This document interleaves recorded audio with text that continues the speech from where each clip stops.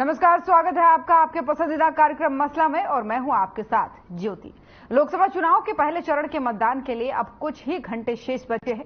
पहले चरण में 21 राज्यों की कुल 102 सीटों पर मतदान होना है, जिसको लेकर के तैयारियां भी पूरी हो चुकी है। पार्टियों ने कमर कस ली है और दावे भी लगातार राजनीतिक पार्टियां करती आ रही हैं। सुरक्षा के पुख्ता इंतजाम कर लिए गए हैं। सीसीटीवी से निगरानी रखी जाएगी। पोलिंग पार्टियां भी लगभग सभी बूथों के लिए रवाना हो चुकी है। लेकिन बात करें अगर हरियाणा की, तो हरियाणा में 25 मई को लोकसभा चुनाव के लिए मतदान होगा। लेकिन कांग्रेस पार्टी अभी भी कुछ सीटों पर उम्मीदवारों की घोषणा नहीं कर पाई है, क्योंकि प्रत्याशियों के नामों को लेकर पार्टी के भीतर दो गुटों में आपसी खींचतान चल रही है। एक तरफ हुड्डा गुट अपने पसंद के नेता पर दांव खेलना चाहता है, तो दूसरी तरफ एसआरके गुट है। 6 सीटों पर सहमति नहीं बनने की खबर सामने आ रही है। लेकिन बात करें अगर प्रचार की, तो बीजेपी का प्रचार जोरों पर चल रहा है। एक तरफ सीएम सैनी ने फरीदाबाद के पृथला में विजय संकल्प यात्रा को संबोधित किया, तो दूसरी तरफ कृषि मंत्री कंवरपाल गुर्जर ने अंबाला लोकसभा से बीजेपी प्रत्याशी बंतो कटारिया के समर्थन में जगाधरी विधानसभा के दर्जनों गांवों में धुएंधार जनसंपर्क करते हुए कई गांवों का दौरा किया। उन्होंने लगे हाथों कांग्रेस पर निशाना भी साध दिया और कहा कि कांग्रेस में हताशा का दौर चल रहा है। कांग्रेस का कोई भी बड़ा नेता चुनाव लड़ने को तैयार ही नहीं है। साथ ही पूर्व सीएम मनोहर लाल ने दिग्विजय चौटाला पर भी पलटवार किया। दरअसल दिग्विजय चौटाला ने मनोहर लाल की तुलना पंजाब के पूर्व मुख्यमंत्री चरणजीत सिंह चन्नी से कर दी थी। लेकिन इस बीच इनेलो ने भी अपने 3 उम्मीदवारों के नाम का ऐलान कर दिया है, जिसमें कुरुक्षेत्र से अभय चौटाला, हिसार से सुनैना चौटाला, अंबाला से गुरप्रीत सिंह को मैदान में उतारा गया है। इनेलो के उम्मीदवार घोषित करने के बाद से अब हिसार सीट से मुकाबला काफी दिलचस्प हो गया है। करेंगे आज के मसले में इन सभी मुद्दों पर चर्चा।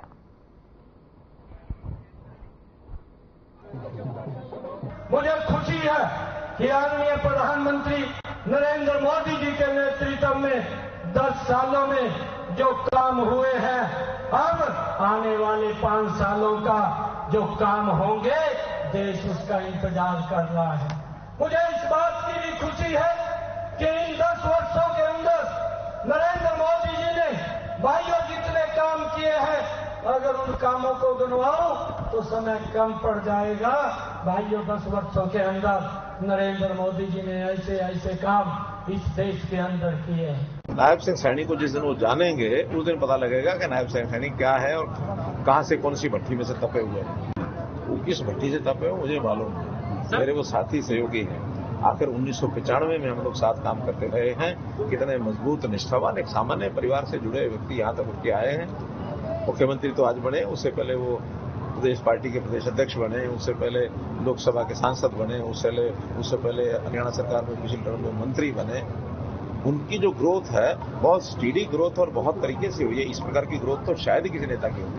10 साल में जब कांग्रेस का राज था कोई फूल नहीं लगा, लेकिन अब इस सरकार में काफी प्रकार के काम, तो इन सारे कामों से लोग प्रभावित हैं, लोग चाहते हैं ये सरकार तीसरी बार भी यही सरकार रिपीट हो। कांग्रेस में हताशा का दौर चल रहा। कोई भी जो बड़ा लीडर होगा चुनाव लड़ना चाहिए। जो पार्टी है उसका प्रयास है कि वो चुनाव लड़े, लेकिन जितने भी बड़े लीडर हैं वो चाहते हैं किसी और को चुनाव लड़े। और ऐसा ही यहाँ पे बड़ा सीट में भी इसी प्रकार का है। तो मैं समझता हूँ काफी हताशा का दौर। संकल्प पत्र में जिस प्रकार के वादे प्रधानमंत्री जी ने किए और जो आर्थिक विशेषज्ञ उनका भी मानना है कि कोई लोग भावना बात करने की बजाय जो एक टारगेट दिया कि 2047 तक भारत को राष्ट्र बनाना और एक ऐसा देश बनाना जहां किसी के साथ कोई पक्षपात न हो, उसको लेकर जिस प्रकार का काम किया सरकार ने, तो वो स्पष्ट दिखाई दे रहा उसमें। पार्टी के कार्यकर्ताओं में बहुत अच्छा उत्साह है। पार्टी को आगे बढ़ाने को लेकर लोकसभा चुनाव के अंदर पार्टी कैसे अच्छा प्रदर्शन करे, सबसे रायशुमारी आज की है। उत्साह को देखते हुए लगता है बाहुबल और धनबल के बलबूते पर खड़े तीनों प्रत्याशियों को हमारा प्रत्याशी चित कर यहां विजयश्री हासिल करेगा। लोग बाहरी बनाम लोकल का नारा दे रहे हैं कि तीनों कैंडिडेट बाहर से आकर कुरुक्षेत्र में चुनाव लड़ रहे हैं और लोकल कैंडिडेट की आवश्यकता है। बाहर वाला आता है और चला जाता है, 5 साल सुध नहीं लेते लोगों की। तो कहीं ना कहीं तीनों पार्टियों को पछाड़कर जननायक जनता पार्टी का कैंडिडेट बड़ी मजबूती से आगे बढ़ेगा। तो पहले चरण के मतदान का समय अब कुछ ही बचा है। चंद घंटों बाद पहले चरण के मतदान शुरू हो जाएंगे। उससे पहले तैयारियां लगभग पूरी हो चुकी हैं। 21 राज्यों के 102 सीटों पर यह मतदान होना है पहले चरण में। और आपको बता दें कि इसको लेकर के चुनाव आयोग की भी तैयारियां पूरी हो गई है। प्रशासन लगातार अलर्ट है, सुरक्षा व्यवस्थाएं पूरी कर ली गई हैं और इस बीच पोलिंग बूथों के लिए पोलिंग पार्टियां भी लगभग रवाना हो चुकी है। लेकिन उससे पहले आपको बता दें कि हरियाणा की अगर बात करें तो यहां पर छठे फेज में मतदान होना है और छठे फेज के लिए पार्टियों ने कमर कस ली है। लगातार वो तैयारियां कर रही है। अगर प्रत्याशियों के नाम की बात करें तो बीजेपी ने लगभग सभी उम्मीदवार अपने उतार दिए हैं। और बात करें अगर कांग्रेस की, तो कांग्रेस का अभी भी विचार मंथन चल रहा है। गठबंधन पर यहां पर चुनाव लड़ रही है कांग्रेस, जिसमें से एक ही सीट पर आम आदमी पार्टी ने अपना प्रत्याशी उतारा है कुरुक्षेत्र क्षेत्र से।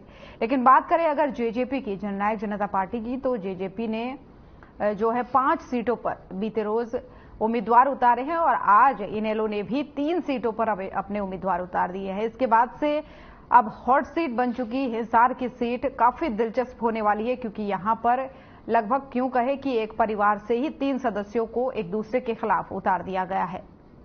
इनेलो की बात करें तो सुनैना चौटाला इसकी तरफ से लड़ेंगी और जेजेपी की बात करें तो नैना चौटाला को मैदान में उतारा गया है और बीजेपी ने रणजीत चौटाला को मैदान में उतारा है, जिसके लिए लगातार प्रचार प्रसार तेजी पर है। लेकिन कांग्रेस की अगर बात करें तो कांग्रेस के उम्मीदवार के लिए अभी थोड़ा और इंतजार करना होगा, क्योंकि मंथन भी लगातार जारी है, बैठकें भी हो रही हैं, लेकिन अभी उम्मीदवारों का पता नहीं है कि कब तक जारी उनकी सूची हो जाएगी, जिसको लेकर के लगातार बीजेपी और तमाम अन्य दल भी सवाल उठा रहे हैं।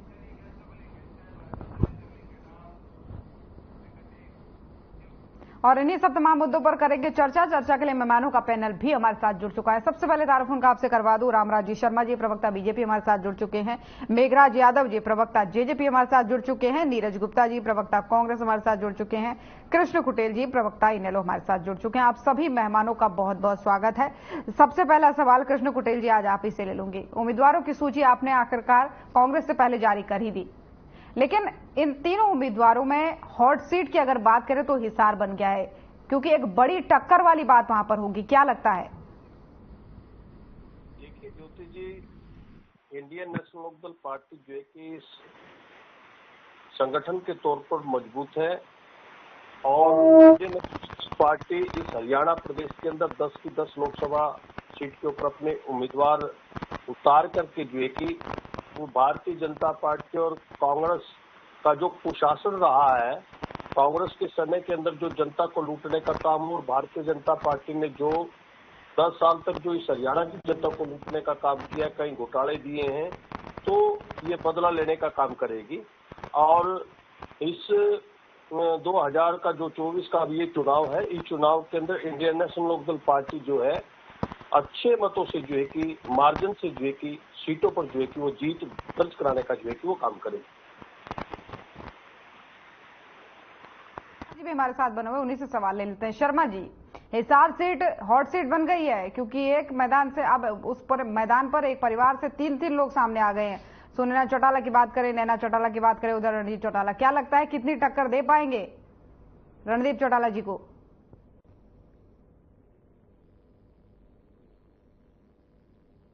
शर्मा जी, मेरी आवाज आप तक पहुंच पा रही है? चलिए कोई बात नहीं। मेघराज यादव जी भी हमारे साथ बने हुए, प्रवक्ता जेजेपी। मेघराज जी, कल आपने उम्मीदवारों की सूची जारी की, आज इनेलो ने जारी कर दी है, लेकिन बात हम हॉट सीट की करना चाहेंगे हिसार से, क्योंकि अब बहनों का मुकाबला तो है ही, साथ ही परिवार का मुकाबला भी ये है। क्या लगता है कौन टक्कर दे पाएगा?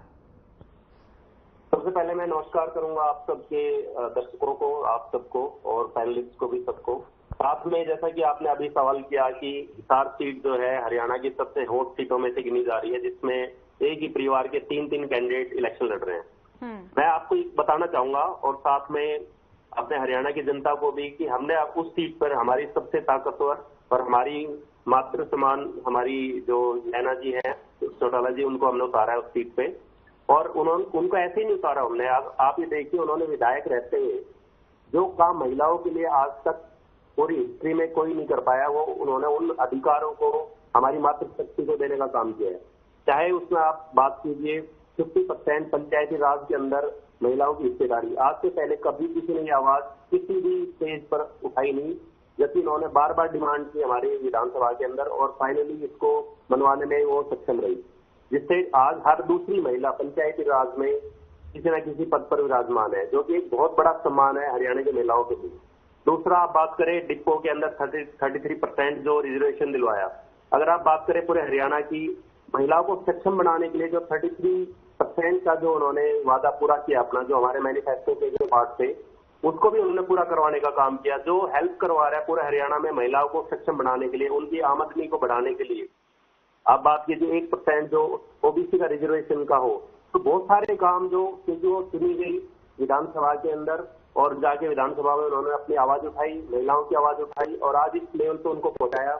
मैं पूरी अपने उससे पार्टी की तरफ से ये कहना चाहूंगा कि वो जैसे ही हमारे हिसार से लोकसभा को जीत के आएंगी तो उसी जोश और उत्साह के साथ जो हरियाणा की जो आवाज कहीं ना कहीं पिछले 10 सालों से दबी हुई है विधानसभा के अंदर, उसको जोर शोर से उठाएंगी और पूरे हरियाणा को जो भी हमारी डिमांड है जो आज तक पूरी नहीं हो पाई, उनको पूरा करने का काम करेंगे विधानसभा में, लोकसभा में जाकर।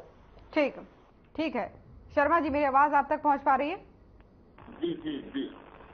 जी शर्मा जी, सवाल मेरा ये था कि अब इनेलो ने 3 उम्मीदवारों की सूची आज जारी कर दी है, जिसमें से हिसार से उन्होंने सुनैना चौटाला को उतारा है। तो रणजीत चौटाला के सामने कितनी टिक पाएंगी, कितना कड़ा ये मुकाबला होने वाला है, क्या बीजेपी के लिए मुश्किलें बढ़ सकती हैं? देखो ज्योति जी, आप सबको मालूम है काम बोलता है और हम काम के आधार पर देवतुल्य जनता जनार्दन के सामने जाएंगे, क्योंकि सेंट्रल गवर्नमेंट ने, माननीय मोदी जी ने असंभव को संभव किया है। कभी हमने सपने में भी नहीं सोचा था कि जम्मू कश्मीर से धारा 370 और 35 से हटेगी, ऐतिहासिक भव्य राम मंदिर का निर्माण होगा, विदेशों में हमारी इतनी धाक जमेगी कि वहाँ पे हम कतर में फांसी के फंदे से भी अपने भारतीयों को उठा कर वापस ले आए थे। ये अपना आपका बहुत ही ऐतिहासिक घटना है। G20 का सफल आयोजन हुआ है, उससे विदेश में हमारी बहुत ज्यादा धाक जमी, हमारा व्यापार बढ़ा, रक्षा के क्षेत्र में हम आत्मनिर्भर हो गए हैं और क्या नाम है, आर्थिक क्षेत्र में भी हम बहुत विश्व की मान लो बहुत बड़ी शक्ति, तीसरी शक्ति हम बनने जा रहे हैं, हम बहुत आगे बढ़े। वैसे ही देवतुल्य जनता जनार्दन ने अभी जहाँ पे जिन राज्यों में चुनाव हुए थे, नरेंद्र जी की, मोदी जी की नीतियों पे, उनके सिद्धांतों पे, उनकी गारंटी पे मोहर लगाई थी, जो सुनामी का रूप धारण करेगी। और अब की बार जनता ने मन बना लिया है, अब की बार 400 पार, एक बार फिर मोदी सरकार। हरियाणा में भी मनोहर लाल जी ने असंभव को संभव किया है। कभी अब हमने सोचा भी नहीं था, एक गरीब का बच्चा, किसान का बच्चा, मजदूर का बच्चा, जिसकी 3 पीढ़ी खाली चली गई थी, जिनके पास में झुलाने तक का भाड़ा नहीं था, आज उस घर का बच्चा तलाश होने पर लग रहा है। समान विकास कार्य पूरे प्रदेश में हो रहे हैं, 5 लाख तक का इलाज फ्री हो रहा है। पहले कट टूट जाया करती, ब्याज पर PLA लेके वो रुपये नहीं उतरा करते, या तो प्लाट बेचना पड़ा करता या अपनी जमीन गिरवी रखनी पड़ी थी। मैं समझता हूँ ये भी बहुत ही ऐतिहासिक घटनाएं हैं। अब मुख्यमंत्री जी उन नीतियों को, मोदी जी की नीतियों को, मनोहर जी की नीतियों को आगे बढ़ा रहे हैं। विशाल जन सैलाब एक उमड़ रहा है हमको आशीर्वाद देने के लिए और बहुत ही युवा हैं, युवाओं के दिल में उमंग है, ओबीसी समाज के दिलों में उमंग है। 56 साल में ओबीसी सीएम बना है हरियाणा में, सभी जातियों में 36 बरादरी का आशीर्वाद मिल रहा है उनको। और आप अपना जैसे मैंने पीछे बताया था, होली के महापर्व पर भी वहाँ भीड़ थी और उन्होंने कह दिया भाई तुम मारा और मैं हारा और तुम मेरे भाई, आशीर्वाद दो और कोई ये कुर्सी भी तुम्हारी है, ये CM का रेजिडेंस भी तुम्हारा है और आप आशीर्वाद दो, मैंने तुम्हारे आशीर्वाद की जरूरत है और कोई यहाँ पास पूछ लेने की कोई जरूरत नहीं है। मैं समझता हूँ युवा शक्ति में बहुत बड़ा जोश है और इन नीतियों को घर घर तक पहुँचाने का हम काम कर रहे हैं। हमारा संगठन बहुत मजबूत है, 15 प्रमुख सम्मेलन हमारे हो गए हैं और बड़े बड़े नेताओं के प्रवास गाँव में हुए हैं। भाजपा ने गाँव ग्रामीण अंचल का। ठीक है, और भी मेहमान हमारे साथ है, फिर लौटूंगी आपके पास, लेकिन हमारे साथ है नीरज गुप्ता। नीरज जी, मेरी आवाज आप तक पहुंच पा रही है? हाँ जी ज्योति जी आ रही है, इसको चुप कराओ। चलिए नीरज जी, अब बार बार ये सवाल उठ रहा है कि अब तो इनेलो ने भी प्रत्याशियों का ऐलान कर दिया है, कांग्रेस कब तक इंतजार करवाएगी हरियाणा वासियों को? देखिए भाई ज्योति दिन जा रही घड़ियां खत्म हो चुकी है, आज या कल आपको खुशखबरी मिल जाएगी और हमारे सब मजबूत कैंडिडेट की लिस्ट आपके हाथ में होगी, आपके चैनल के माध्यम से मैं बताऊंगा। बीजेपी प्रवक्ताओं को याद करा दूं, मुझे पहले ही पता था इनके पास दो ही मुद्दे हैं, 370 और राम मंदिर। ये राम मंदिर के ठेकेदार बन रहे हैं कि हमने बनवा दिया? नहीं, ये राम मंदिर के ठेकेदार बन रहे हैं कि हमने बनवा दिया। आपने क्या बनवाया? आप तो राम के विरोधी हो, भगवान को आप मानते नहीं, भगवान आपको भगवान दे रही है। शर्मा जी, आपको पूरा बोलने दिया मैंने, सबसे ज्यादा समय आपको ही दिया।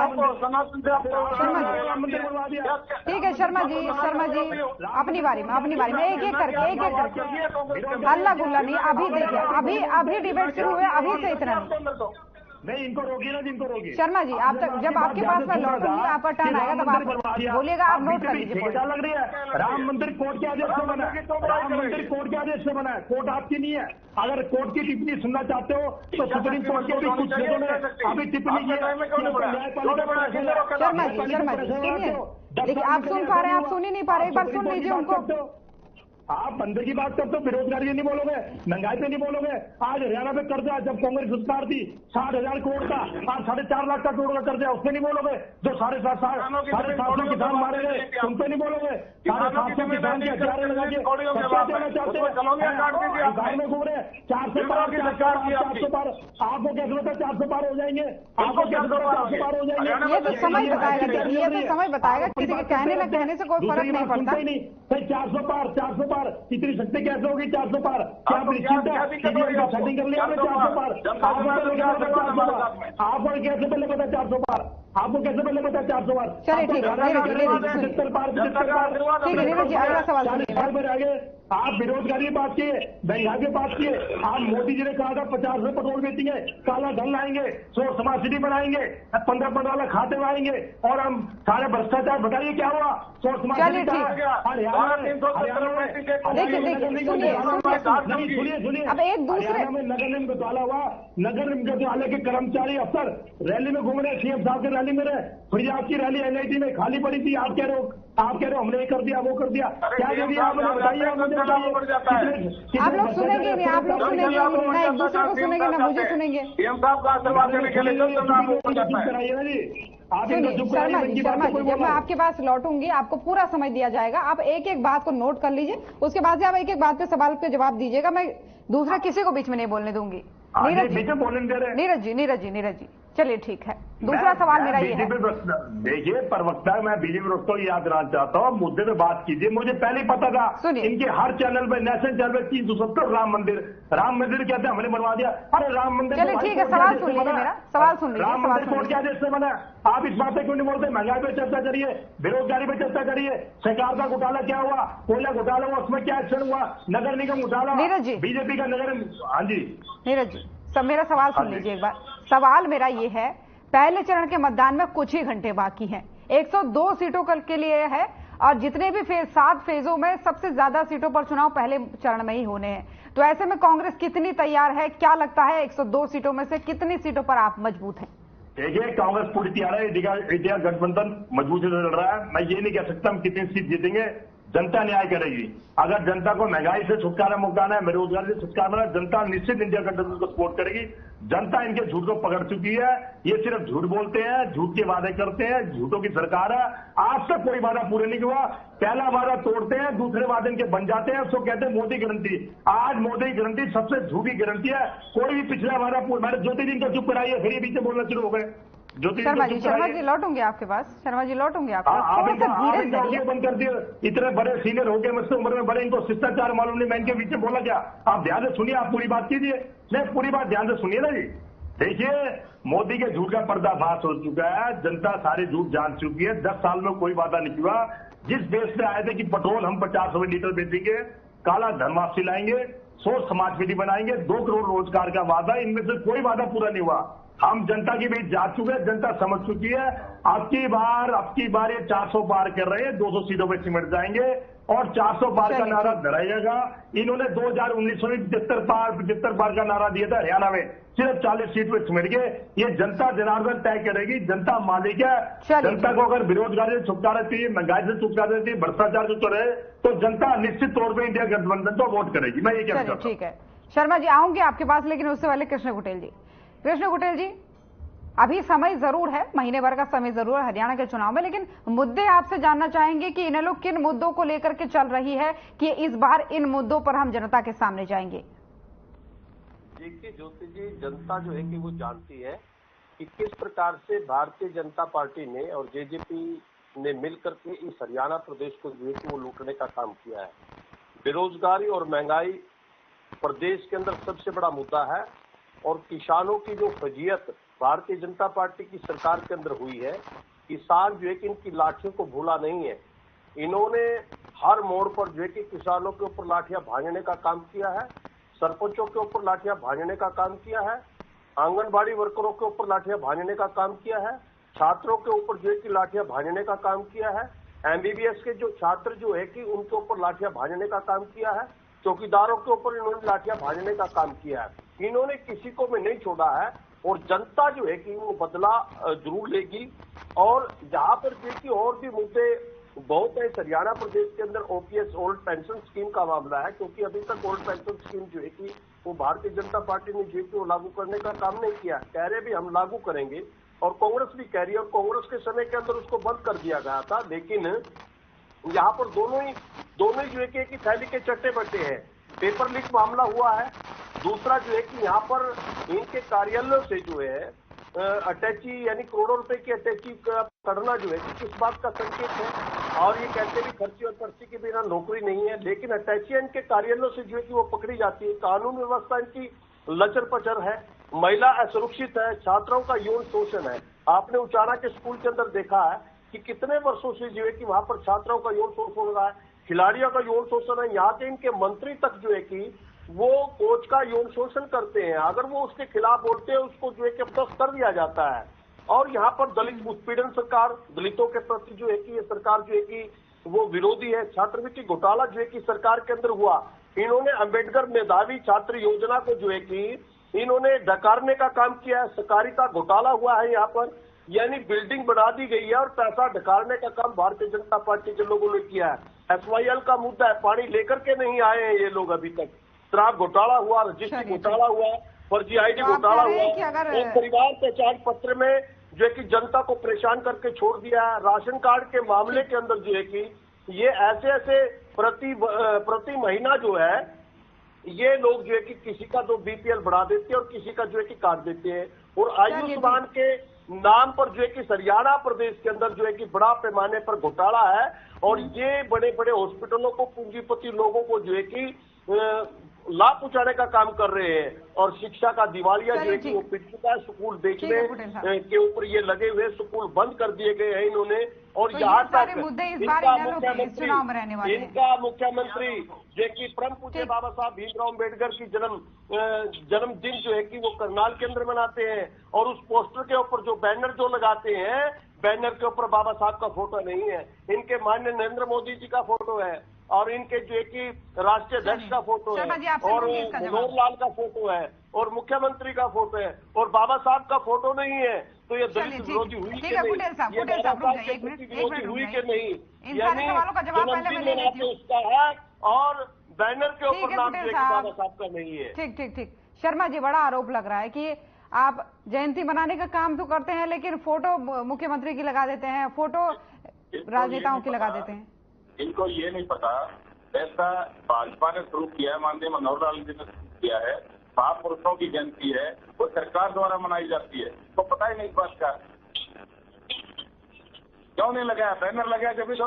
अरे जिस महापुरुष अरे आप फोटो लगाते हैं नरेंद्र मोदी जी का, आप फोटो लगाते हैं अपने राष्ट्रीय अध्यक्ष का, आप फोटो लगाते हैं मनोहर लाल का, जिसको जो है कि जनता ने नकार दिया है।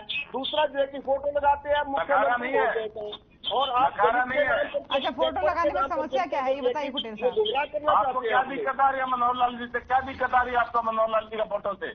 आपको पता है हमारे हिंदुस्तान की सबसे बड़ी पंचायत के जयंती आप लगा रहे हैं बाबा साहब की, अरे फोटो आप नहीं लगा रहे हैं, वो तो जनता दिखाएगी आपको, सरकार मनाई आपको। आपके टाइम में क्यों नहीं मनाई, किससे रोका था? चलिए ठीक है, आपके टाइम में क्यों नहीं मनाई, किससे रोका था?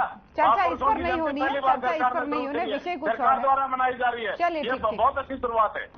ठीक है। और रही बात भ्रष्टाचार पे, आप क्या कहिए भ्रष्टाचार पे? ठीक है। मुद्दे से भटक रहे हैं। ठीक है, कोई बात नहीं, चर्चा करेंगे इसमें। यहाँ पर ब्रेक का वक्त हो चला है, तो यहाँ पर वक्त हो चला है एक छोटे से ब्रेक का, जल्द वापस होंगे।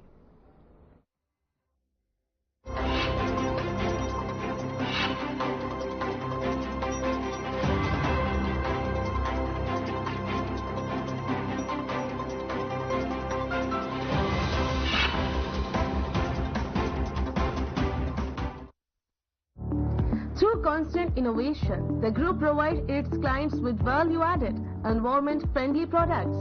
We are committed to provide quality products and services at optimum cost with the continuous improvement in the quality management system. Producing high-value paper making us India's largest producer of branded papers, fine papers and packaging broad segments. Focused on customers in all our operations. Hence, extensive investments are made towards people and people practices. KRPL world's leading eco-friendly paper from agro residue. ले लिया है प्रण प्रचंड, मतदान करेगा उत्तराखंड।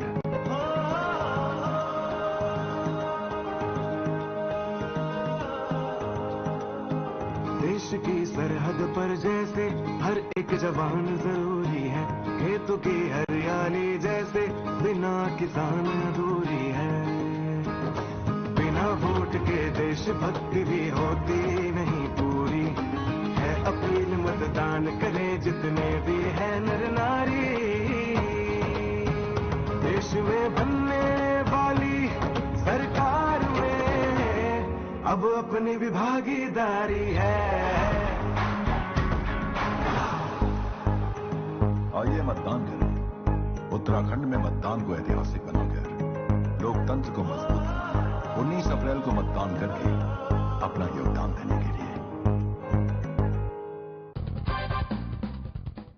नमस्कार। एक व्यक्ति पहाड़ की चोटी पर रहता था और 2 मटकों में पानी भरकर एक डंडे के दोनों ओर बांधकर कंधे पर रखकर ले जाता था। हर रोज का ये उसका नियम था। कुछ दिन बाद उसके एक मटके में छेद हो गया।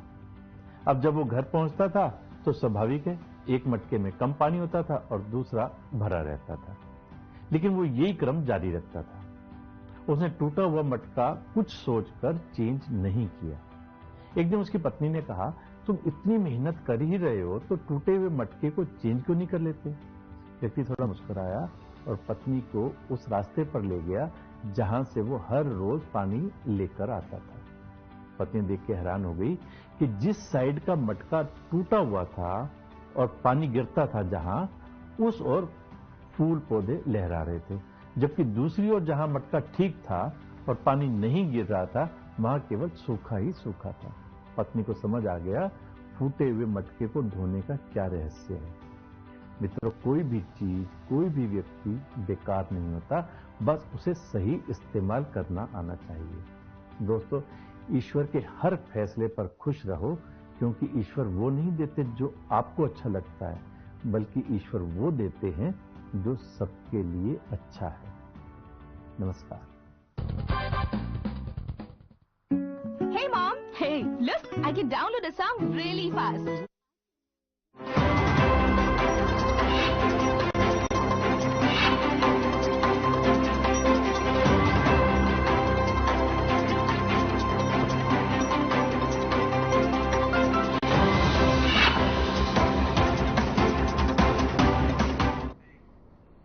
ब्रेक के बाद एक बार फिर से स्वागत है आप सभी का। चर्चा भी जारी है और मेहमान भी हमारे साथ बने हुए हैं। मेघराज जी, आपके पास आते हुए सवाल करना चाहूंगी। बाकियों से मैंने मुद्दे पूछे, अब आपसे जानना चाहूंगी, इस बार सभी सीटों पर आप उम्मीदवार उतार रहे हैं और कह रहे हैं कि हरियाणा का प्रतिनिधित्व करेंगे, लेकिन मुद्दे आपके क्या हैं? किन मुद्दों पर इस बार जेजेपी फील्ड में जा रही है, लोगों को बता रही है कि भाई ये मुद्दे हमारे हैं, इसलिए हमें वोट कीजिए? देखिए, जेजेपी पूरी जो है ताकत के साथ मैदान में अब की बार अपने 10 के 10 कैंडिडेट्स को लेके आई है। और मुद्दों की जहां तक बात आती है, मुद्दे हमारे सबसे ज्यादा इंपॉर्टेंट जो है वो हरियाणा को लेके है। आप देखिए, पिछले 10 साल में हरियाणा की आवाज उठाने वाला कोई एक भी सांसद नहीं था जिसने खड़े होके अपनी लोकसभा में हरियाणा के किसी मुद्दे को उठाया हो। अभी मैं सुन रहा था, जैसे ही आपने हर एक प्रवक्ता ने अपने अपने विचार रखे, आप ये बताइए कि पिछले 10 साल में हरियाणा की अगर विकास की बात करते हैं तो कौन सा विकास हुआ है? हरियाणा के अंदर अगर आप बात करते हो कि भाई hospital, school, college, medical facilities, आप देखिए, अगर मैं बात करता हूं अपने गुड़गांव की, अगर यहाँ पे भी हम देखते हैं गुड़गांव को भी, यहाँ 6000 से ज्यादा जो है रेजिडेंशियल सोसाइटीज हैं। 6000 सोसाइटीज ने अपना EDC IDC सरकार को सबमिट किया हुआ है। उसके बावजूद आप सीवर को लीजिए, आप पानी को लीजिए, आप किसी भी चीज को लीजिए, कोई भी फैसिलिटी जो है अभी गुड़गांव के अंदर, गुड़गांव जैसे शहर में जो कि विश्व प्रसिद्ध है, उसके बावजूद गुड़गांव में बेसिक एम्यूनिटीज की मिसिंग है। आप बात करते हैं पूरे हरियाणा की, जहां तक हम बात करते हैं किसानों को लेकर जितना भी आंदोलन चला, आप ये देखिए, ना तो हम सेंटर में थे जिन्होंने उन कानूनों के ऊपर साइन किया, ना हम स्टेट में हम जो है उसको लेके रिप्रेजेंट करते हैं कि भाई हमारे पास होम मिनिस्ट्री है, ना ही हमारे पास, अगर आप बात करते हो कि भाई हम जो है ना हमारे पास पुलिस थी, ना हमारे पास हम कृषि मंत्री थे, लेकिन फिर भी किसानों को लेके आज आप देखिए विद इन 24 घंटे से 72 घंटे जो किसानों के अमाउंट ट्रांसफर होता था, उनकी फसल रातों रात बिक जाती थी। आज किसान एक तरफ नजरें उठा के बैठा हुआ है भगवान की तरफ, दूसरी तरफ नजरें है कि भाई हमारी फसल कब बिकेगी। 1 महीना हुआ है हमें एनडीए गठबंधन से दूर हुए और सिचुएशन यहाँ तक आ गई है। हमारे मुद्दे ये है कि हम चाहे वो रोजगार को लेके हो, चाहे किसानों को लेके हो, चाहे महिलाओं को लेके हो, जो हमारी जो हम तो आप ये कहना चाह रहे हैं कि 1 महीने पहले जब तक आप गठबंधन में थे तब तक सब कुछ ठीक चल रहा था? बिल्कुल, आपके सामने 1 महीना देखिए, 1 महीने के अंदर अंदर क्या सिचुएशन हो गई है। आज आप देखिए, अगर कांग्रेस की बात करते हो और बीजेपी की बात कीजिए, कांग्रेस के 6 जो MPs है वो बीजेपी में चले गए हैं। अभी मैं देख रहा था एक वीडियो जिसके अंदर नवीन जिंदल जी जो है मजदूरी का काम कर रहे हैं, जो कुछ पिछले 10 साल से गायब थे, वो एक दिन में किसानों का मसीहा बनने के लिए मजदूरी करने लग गए हैं। आप और कैंडिडेट को देखिए, जबकि दुष्यंत चौटाला जी पिछले 4.5 साल से कंटिन्यू किसानों को बीच रहे हैं। जब वो फसल छोटी थी, आप वीडियो देखिए उनके, जब देखा है मैंने वीडियो, देखा है मैंने वीडियो, ठीक है। आगे चर्चा आप पे करूंगी, लेकिन एक सवाल इस पर बन रहा है, मैं इसका जवाब नीरज जी आपसे चाहूंगी।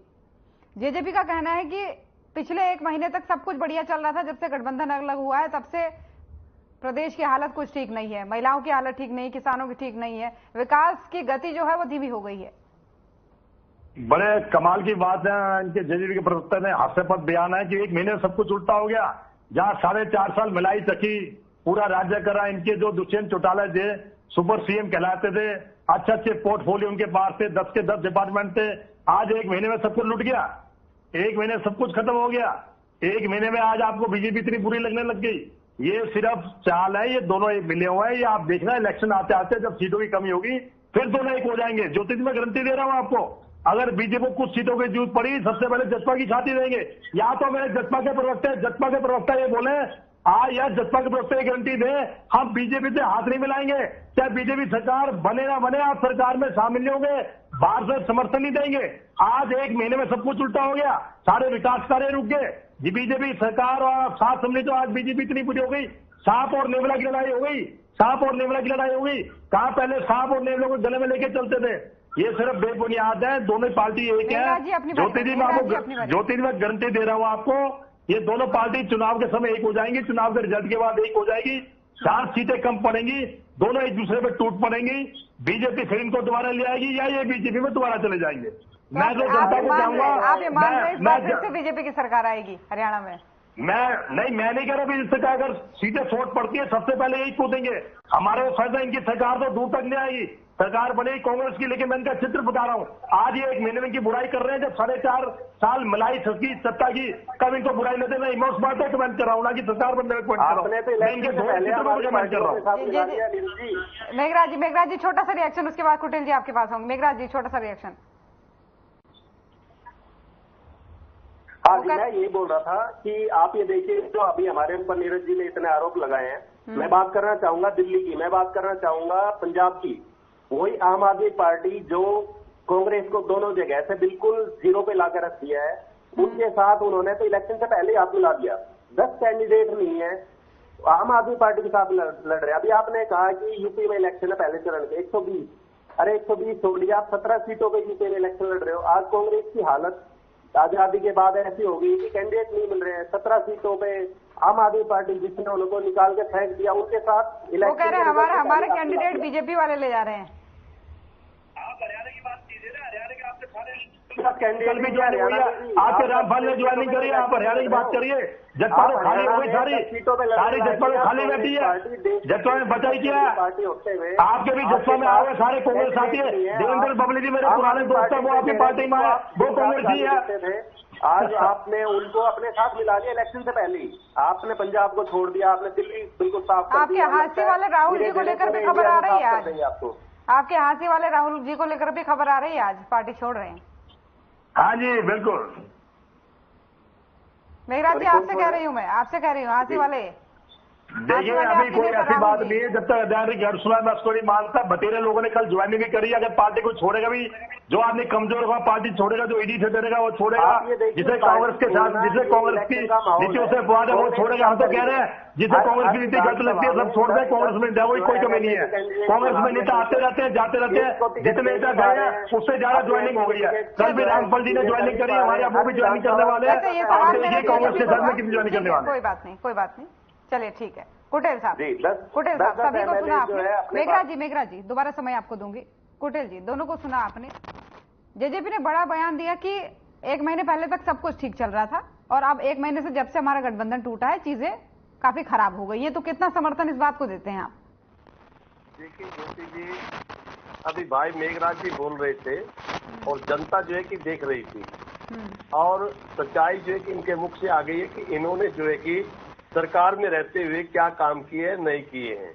तो जब ये सरकार में थे तो ये बड़ी बहस करते थे, किसानों के बारे में भी बहस करते थे, अगर पेंशन का मामला आता था उसमें भी बहस करते थे, अगर रजिस्ट्री घोटाला था तब भी ये बहस करते थे, शराब घोटाला था तब भी बहस करते थे। लेकिन आज जो है कि भाई मेघराज जी ने सच्चाई जो है कि वो बयान की है। भाई कुछ हरियाणा प्रदेश के अंदर बेरोजगारी को ले, महंगाई को ले, चाहे इनका स्मार्ट सिटी बनाने का जो काम था उसके अंदर घोटाले, नगर निगम का घोटाला इन लोगों ने किया है, वो तमाम बातें जो है कि इनके मुख से आ रही है और जनता जो है कि वो समझ चुकी है और जनता जो है कि वो बदला लेगी और भारतीय जनता पार्टी का जो है कि हरियाणा प्रदेश के अंदर कमल का फूल जो है कि वो खिलेगा नहीं। और मुख्य रूप से करनाल से जो मनोहर लाल जी है वो कहीं भी जाके खड़े हो गए उन घोटालों के लिए आप गए हो। आप जनता को गुमराह करने के बाद कोई काम नहीं। आप म्यूट हैं अभी अपनी बारी में, कोई सुन नहीं पा रहा है आपको। चलिए ठीक है मेघराज जी आऊंगी आपके पास, लेकिन उससे पहले रामराज जी, शर्मा जी तीनों को आपने सुना। एक आरोप जो आप पर बार बार लगता है कि जब भी आपसे मुद्दे पूछे जाते हैं, पहले तो आप इस सवाल का जवाब दीजिए, इसको मैं बाद में पूछूंगी। मेघराज जी ने जो कहा 1 महीने पहले तक सब कुछ ठीक चल रहा था, अब 1 महीने से खराब हो चुका है क्योंकि हम अलग हो गए हैं। आपने 10 विधायकों को लेके कोई खराब नहीं, तो पता ही नहीं। सबसे बड़े किसान मोदी जी 6000 खाद बीज का किसान ने बीते प्रधानमंत्री किसान के खाते मारे, ऐसा पहली बार हुआ है। और एमएसपी पे हरियाणा में सबसे ज्यादा फसलों का भाव हरियाणा सरकार दे रही है अन्य प्रदेश की बजाय, ये भी इनको पता होना चाहिए। और सबसे ज्यादा किसानी देश की हम है। कांग्रेस ने क्या किया था, SM 4-6 का नोटिस थमा देते थे, सस्ते भाव में किसान को डरा धमका के उसकी जमीन खरीद लेते थे, महंगे भाव में बिल्डर को बेच देते थे। वो बिल्डरों की सरकार थी और 1-2 रुपए के टैक्स प्राकृतिक आपदा में कांग्रेस के टाइम में आते थे। अब हमारी सरकार ने सब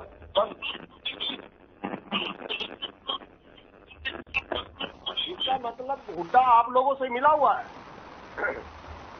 क्यों नहीं की कार्रवाई आप लोगों ने? कार्रवाई करी क्यों नहीं? आपको क्या पता कार्रवाई नहीं हुई? कार्रवाई हो रही है, कार्रवाई हो रही है।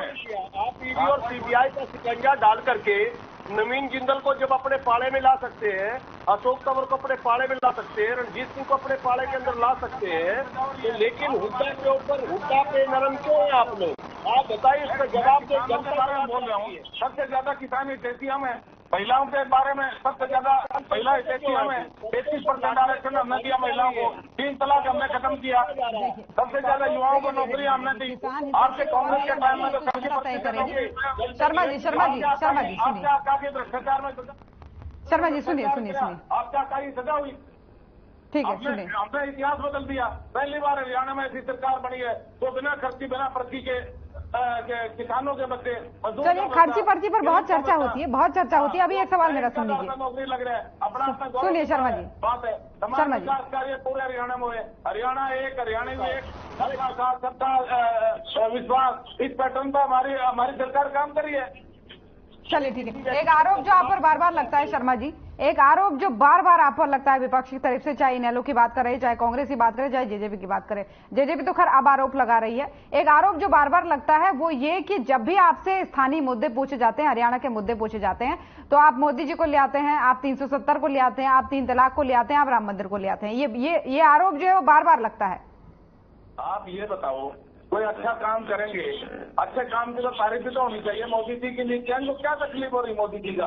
मोदी जी का नाम लेते हैं इनको पता नहीं क्या हो जाता है, इनको एलर्जी हो जाती है। अरे विदेश में हमारी धारा की कमी है, धारा 370-35 जो हटी है, तो सपने में भी नहीं सोचा था, असंभव को संभव किया मोदी जी ने। कुटेल जी अपनी बारी में, कुटेल जी अपनी बारी में एक बार सुन लीजिए। ऐतिहासिक राम मंदिर का निर्माण हुआ है, हरियाणा में भी बड़े ऐतिहासिक कार्य हुए।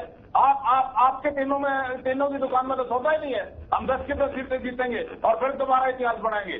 अब की बार 400 पार, एक बार फिर मोदी सरकार, जनता जनार्दन ने मन बना दिया। राजस्थान में आपको लड़के देख लिया। अब 5 राज्यों के में जिनके चुनाव हुए थे, 150 लाख जनता जनार्दन ने मोदी जी की नीतियों पे और लगाई थी।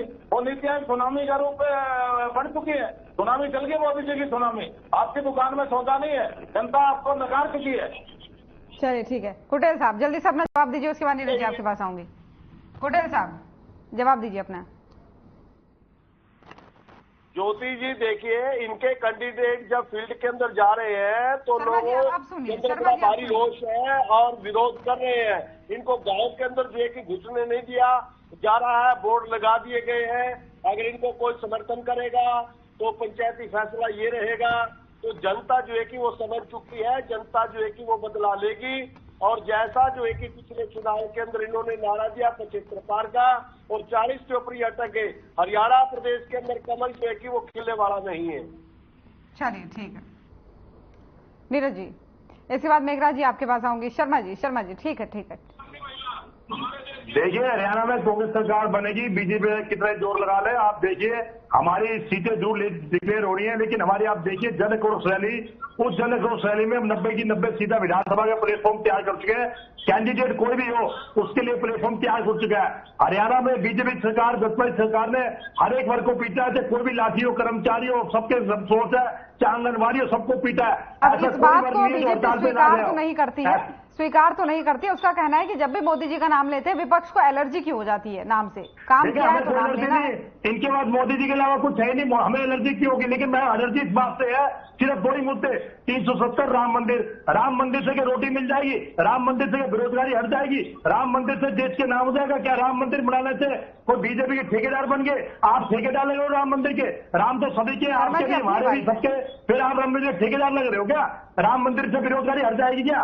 राम मंदिर से महंगाई कम हो गई क्या? राम मंदिर बनाने से बताइए मुझे।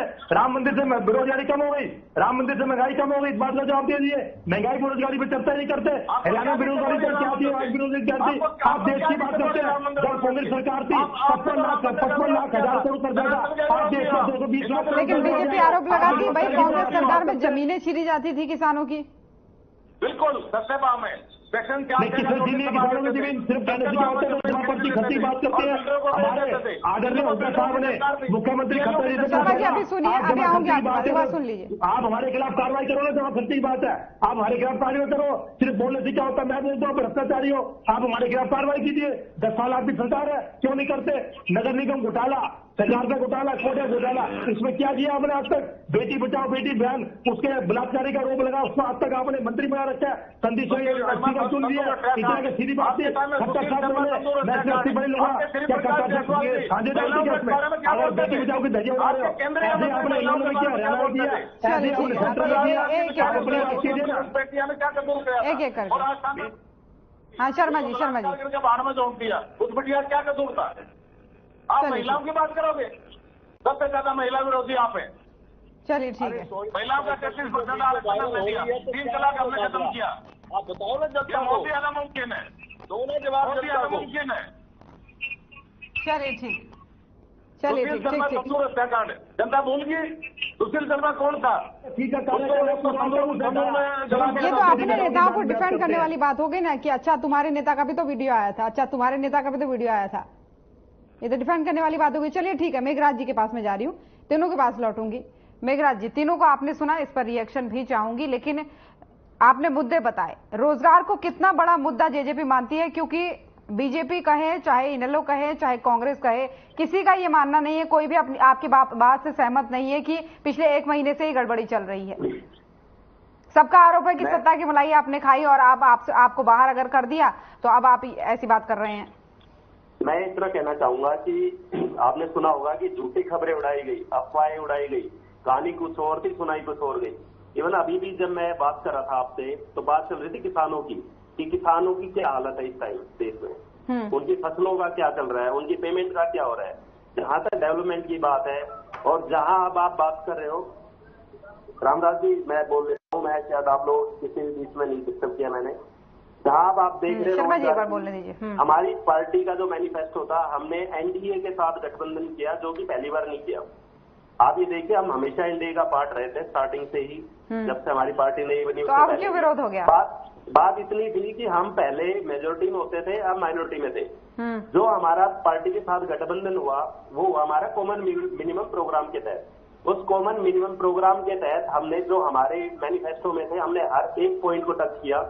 और आप ये देखिए, जहाँ रोजगार की बात आती है, 75% हरियाणा के युवाओं को रोजगार देने की जो बात थी, तब जब आपका पॉइंट नहीं सुना गया तो फिर अलग होना ही पड़ा सीट वाला। हमारा जो पॉइंट अभी था वो सुना गया। आप देखिए, हमने हर एक पॉइंट पे डिस्कस किया। हमारा एक जो लास्ट अभी डिस्कशन हुआ था, जो कि पेंशन को लेके हुआ था। आप ये देखिए, Haryana compare to other state, जो आज हम 3000 रुपए पेंशन का दोनों ज्वाइंट सरकार में रहते हुए जो कॉमन मिनिमम प्रोग्राम के तहत हम करवा पाए, वो 3000 हरियाणा में है। आप कांग्रेस शासित और प्रदेशों में हालत देखिए, आज कांग्रेस बात करिए बड़ी बड़ी चीजों को लेकर, कैंडिडेट डिसाइड मतलब अपने। लेकिन आप मुझे ये बताइए ना, आप कह रहे हैं कि किसानों की हालत क्या है देश में, आप मुझे ये बताइए ना, अगर हरियाणा के किसानों की बात करें तो 1 महीने पहले की हालत क्या थी और अभी की हालत बताइए। पहले अगर आप बात करते हो किसानों की, आप देखिए कोरोना काल जैसी जो बीमारी आई थी हमारे, उस कोरोना काल के अंदर हमने हर ब्लॉक लेवल पे मंडियां जो है स्थापित की गई, ताकि वो नियरेस्ट मंडी में जाकर अपनी किसान अपनी फसल को बेच सके। उनका तब जब इतना विकास हुआ ही था तो फिर ये क्यों बुरा सपना बताते हैं जेजेपी के साथ गठबंधन को? बीजेपी वाले कहते हैं कि ये तो बुरा सपना था उनके साथ गठबंधन। अगर इतना विकास हुआ ही था तब तो ये अच्छा सपना होना चाहिए। यहाँ पर आपके सामने प्रवक्ता बैठकर अपनी अपनी राय देते हैं, जबकि मैं कहता हूँ कि एनडीए के अंदर हमने जो हमारा कॉमन मिनिमम प्रोग्राम था, उस प्रोग्राम के तहत हम चलते आए। हमने बहुत कुछ सीखा, बिकॉज हमारी पार्टी, आप देखिए जब हम आए थे सिर्फ 9 महीने की पार्टी थी, 10 हमारे विधायक जीत का है, पब्लिक ने हमारा इतना साथ दिया, हम उसके लिए उनका धन्यवाद भी करते हैं। और जो हमने मैनिफेस्टो रखा, उस मैनिफेस्टो को पूरा करने का काम किया, चाहे वो किसानों का हो, चाहे युवा रोजगार का हो, चाहे महिलाओं का हो। हमने हर क्षेत्र में उसमें जो है प्रोग्रेस की। आप बात की इंडस्ट्री की, अभी हमारे साथी नीरज जी बोल रहे थे, इनकी सरकार यहाँ पे 10 साल कंटिन्यू रही है कांग्रेस। आप ये देखिए, उसमें इंडस्ट्री यहाँ से बाहर जाने लग गई थी। आप उस टाइम बात कीजिए, रोहतक कैसे जल गया, कोई बात नहीं करता उससे। किसानों के ऊपर अगर आप बात कीजिए, आतंकवाद के अंदर गोली चली, किसने चलाई वो गोली, किसका शासन था उस टाइम पे? हमने इस टाइम के अंदर सरकार में रहते चौधरी छोटू राम जी बोलते थे कि भाई आप शासन का पार्ट होगा तभी कुछ चेंज करवा पाओगे, अगर आप शासन में हो ही नहीं तो आप कहाँ चेंज करवा पाओगे, आपकी आवाज कौन सुन पाएगा? हमने अपने कॉमन मिनिमम प्रोग्राम के तहत जितने भी हमारे जो विषय थे, हमने हर विषय को टच किया, हर विषय को आगे बढ़ाने का काम किया, चाहे वो किसान का हो, रोजगार का हो, चाहे किसी भी चीज का हो। एक साथी अभी बोल रहे थे कि उत्ताना में क्या हुआ, लेकिन वो ये भूल गए बताना कि उत्ताना के अंदर जो घटना हुई वो प्रिंसिपल कौन था, किसके घर में बैठ के मीटिंग होती थी, उस प्रिंसिपल को तीसरी बार ये घटना हुई थी, किसने आज तक बताया? हमने तो जांच रखी, जांच उसकी चल रही है, लेकिन उससे पहले जो हुआ उसका कोई जिक्र नहीं करेगा कि वो किस शासन में कब कब हुई, किसने उसको सपोर्ट किया, किसके घर पे बैठ के उसकी मीटिंग हुई और क्यों इतना सब कुछ हुआ। हम तो फिर भी एक्शन ले रहे हैं। चलिए ठीक है कुटेल जी, इनके सवालों के सवाल तो खैर क्या ही है, इनकी बातों पर टिप्पणी के साथ फाइनल कमेंट आपका चाहूंगी। देखिए ज्योति जी, अब चाहे भाई मेघराज जी कुछ भी कहे, लेकिन इन्होंने मिलकर के जो है कि हरियाणा को लूटने का काम किया है।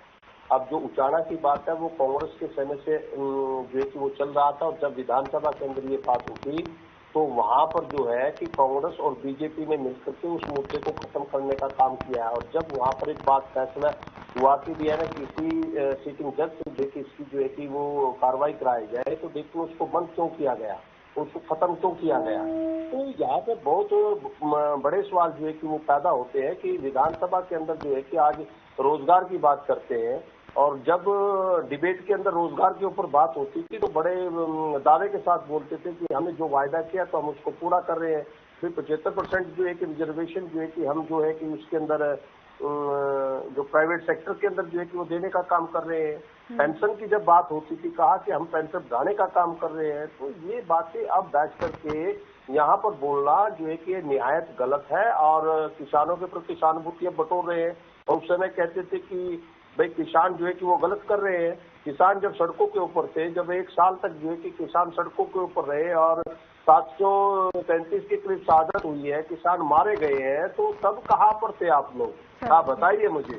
और आप लोगों ने जो कि जनता के साथ धोखा किया है, भारतीय जनता पार्टी ने धोखा किया है, और भारतीय जनता पार्टी ने इस प्रदेश को जो है कि वो लूटने का काम किया है। अब यहाँ पर अभी पहले जब शुरुआती दौर के अंदर जब है कि हमारे शर्मा जी बोल रहे थे कि हमने विकास का काम किया है। ठीक है, कुछ समय की थोड़ा सा कमी है। शर्मा जी, आपसे फाइनल कमेंट आप चाहूंगी। देखो, सबसे ज्यादा किसान इस एशिया में हरियाणा प्रदेश में सबसे ज्यादा किसानों की फसलों का भाव दिया जा रहा है। MSP चली ऊपर हम किसानों की जमीनों का भाव, फसलों का भाव दे रहे। और महिलाओं के लिए, महिलाओं के सबसे ज्यादा अगर काम किया तो मोदी जी ने किया है। 33% आरक्षण हमने उनको दिया है, और 3 तलाक हमने खत्म किया है। युवाओं के लिए बहुत अच्छा काम हमने किया है। 1,40,000 हमने रोजगार दिए, और बिना खर्चे बिना पर्ची के 3 पीढ़ी खाली चलेगी थी। आज उस घर का बच्चा आज क्लास होना सर लग रहा है। ये रोजगार की जो बात होती है, एक दिन विशेष तौर पर रोजगार पर ही बात की जाएगी, पूरी डिबेट उसी पर ली जाएगी। नीरज जी, फाइनल कमेंट आपसे चाहूंगे। ठीक है शर्मा जी, समय की थोड़ा सा कमी है। ठीक, वो आने वाले समय की बात है। शर्मा जी अब की बार 400 पार, एक बार फिर मोदी सरकार। Neeraj ji, final comment. नीरज जी, 10 बार बीजेपी सरकार रही, चाहे हमारी रही चाहे नेहरू की रही, ये जनता तय करेगी। जनता किससे विश्वास करती है देखने वाली बात है। जनता मालिक है, जनता तय करेगी। हम सब अपनी पार्टी का प्रवक्ते हैं, हम पक्ष रखते हैं, लेकिन जनता मालिक बनाएगी। जनता किसके नौकर बनेगी, जनता तय करेगी। जनता फैसला करेगी किसकी सरकार बनेगी। चलिए ठीक है, बहुत बहुत धन्यवाद आप सभी मेहमानों का हमारे साथ जुड़ने के लिए। तो लोकसभा चुनाव के पहले चरण के मतदान के लिए कुछ ही घंटे बाकी हैं, और उससे पहले पार्टियों ने लगभग कमर कस ली है। और हरियाणा की अगर बात करें तो इनेलो ने भी 3 प्रत्याशियों की सूची जारी कर दी है। फिलहाल आज के मसले में इतना ही। नमस्कार।